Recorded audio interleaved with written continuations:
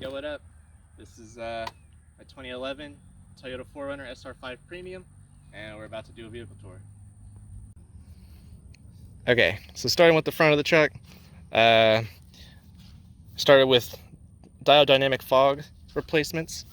I also did the, I forget the name of the company, it's a local Houston company, Recovery Points. I will get the name and insert it here, but it's to upgrade the recovery points because you don't want to tow from the stock locations. This is a light bar I had laying around from one of my old vehicles. It doesn't do anything. I'm going to swap it out soon, most likely for aux beam.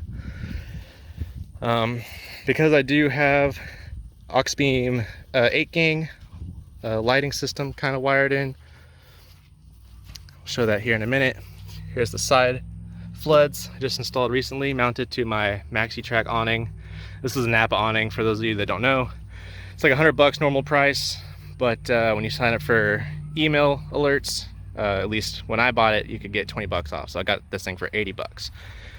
It's not the highest quality awning, but it does do the thing. I broke it like the first and second time using it. So once you glue the ends back on to the top poles, it will last for a couple more uses, but I do find myself having to re-glue it pretty often. So something to keep in mind. This is part of the aux beam 8-gang lighting system I have here. It is a solid state fuse box under the hood. This is the only one I have labeled, is the side. I do need the key in it to turn it on. So this is how I have it wired in. Just 8 gauge to the fuse holder and then run to the supplied fuse box, and there's solid state relays in here. So they each have their own amperage rating. And my side floods are mounted here. My front light bar is mounted here. And I still have room for 6 more circuits. Most likely going to do ditch lights and some other lighting type stuff. I do want to swap this out. This is just the battery it came with, but I want an Odyssey Extreme battery. Or if you have any other suggestions, not Optima, leave them in the comments. I would like to hear. But so far from all my research, Odyssey seems like it's going to be the way to go. It's just a stock 4-liter, no mods, just maintenance. If anything in the future, I'll do a snorkel. I did have a shorty antenna installed, broke it off wheeling the same day that I gave myself this nice little scratch, big scratch. That's just part of it, you know. If you're not wheeling hard enough if you don't have scratches. Let's be real. Probably my most common question is wheels and tires. These are the Ray's 57 DRX 6-lug 17 8.5 -10. Great specs, perfect sizing for Land Cruiser and 4Runner, at least 5th gens. Pokes ever so slightly, but it's very flush. These are 285/70 Falcon Wild Peak MTs. I actually went with the MTs on accident. I thought I was ordering ATW3s or AT3Ws, but it turns out I ordered MT01s, and it turns out I like these a lot.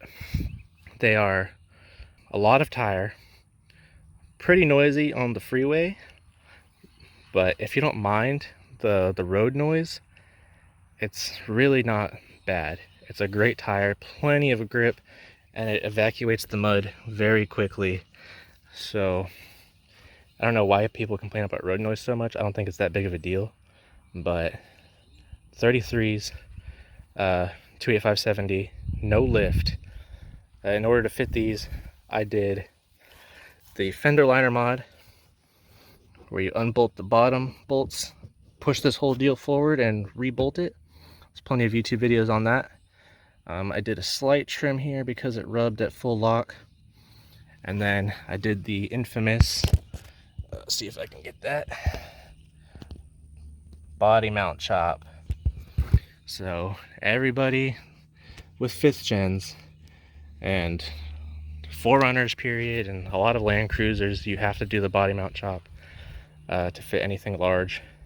And then people dread it. They like put off doing it, but I don't see the point. Just go ahead and chop it. And I can only go bigger from here, you know. 33s with no lift. Imagine if I had a lift, I could be doing 34s, 35s.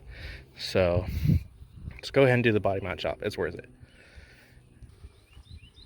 My roof box is a Tuhuli Motion XTL.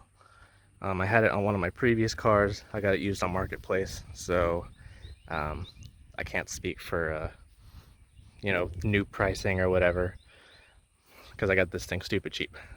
Basically, I use it for lawn chairs. My air compressor, I carry a Via Air 400p automatic with me, and I have a Pelican case full of cooking supplies and pots and pans and some dry goods and stuff like that, all up here. So it's all in one place. I don't have to worry about packing it. It just stays packed. And eventually I will get traction boards, and the traction boards will also live up there, you know, because it's bigger stuff, it's bulky, and it's always, I want it with me, so it's good to have, and it's easy to forget about when it's up there. It's just there when I need it. Moving on to the interior, forgive me for it being so dirty. I do work out of this vehicle, so it sees use, so it's going to be dirty. Here's my controller for the aux beam. Once again, I have an emblem overlay, everybody does. I swapped the head unit for a Pioneer AVH W4500 NEX. So this is wireless Android Auto, wireless Apple CarPlay, pretty much everything you need. HDMI inputs. It's a good head unit. I had this in my Matrix. If you've seen channel videos of the Matrix, I kind of robbed this from that car.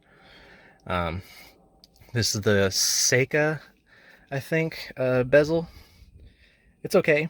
The color is a little bit off, but if you don't care about that kind of stuff, I like it because this inlay, or this surround for the head unit, looks way better than the Metra kit.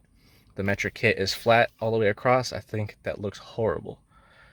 This is what I'm using for phone charging right now, Belkin. I'm actually doing a lot of research right now to swap to Rhino mount everything.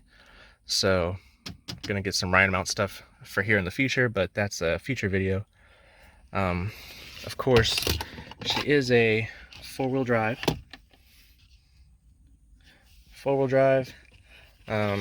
This is my Baofeng. Everybody has one of these guys. It's just for receiving, you know, listening in on channels and stuff, weather, whatnot. I do not broadcast on this, just listen. LED, all the interior. Patch collection started. Gotta keep that pen on me.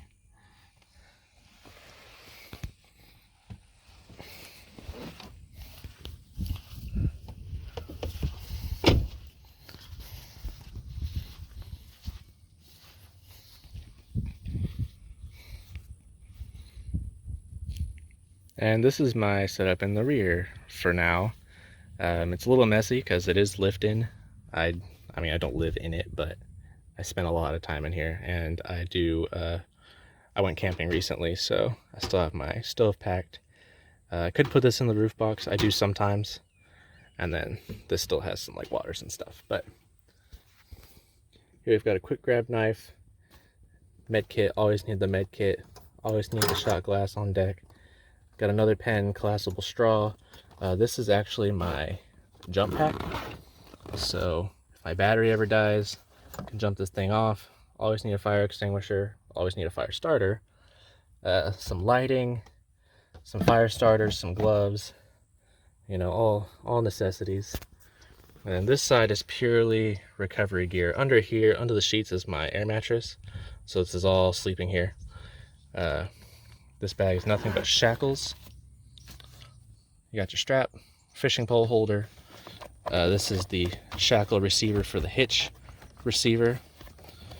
Machete, you know, stuff you always got to keep on deck. I did swap the speakers in the hatch and the speakers in the back door for JBL GX series, kind of like a standard series speaker, but it is an upgrade to being broken. This is a sleeping platform that I built to make the rear level with the middle. So I do have the factory third row, so my middle row does not do the double fold like a lot of standard 5th gens without the third row. They do the double fold, so it'll fold and then fold again forward. Mine just folds the top half. So we come here to the middle. Right, just a single fold. It's as far as it goes, and this platform kind of levels everything out. And then once you get the air mattress on top of here, it is very comfy for one person my size. Very sleepable. The max I've slept out of this truck so far is 2 nights, but I am planning other trips in the future that will last longer. I think in April I'll be doing 4 nights potentially. You know, we'll see what we can make happen. And I do want to film these trips and you know, get some footage. This is a 2011, but these are 2014 plus LED tails. I actually bought them from someone who had a 2020 TRD Pro. He had just bought like more expensive and nice ones, so it's kind of a no-brainer upgrade for me. They're very cheap, and these are LED, so it's much brighter, a lot safer at night for me. There's some upgrades I'm planning on these, but again, that'll make that a future video. I think immediate future plans will be like a rhino mount for the center, the bezel, like all my phone holding and stuff. I want to upgrade all that. And then sometime in the spring, we're going to do the Bilstein lift. You know, it's kind of an entry-level lift, but this is kind of an entry-level rig for me. Like, I don't need it to be super crazy. So I think we're going to go ahead and do a Bilstein in the spring. I might get rock sliders from a Houston company as well. And yeah, so I'm a South Texan, I'm a Houstonian. So if y'all ever want to go on some trips, hit the beach or something, I'm out here, I'm doing the thing. You know, join all the Texas Toyota and all the Texas 4runner pages and stuff on Facebook. We're out here doing stuff. So yeah, I think that's the tour for now.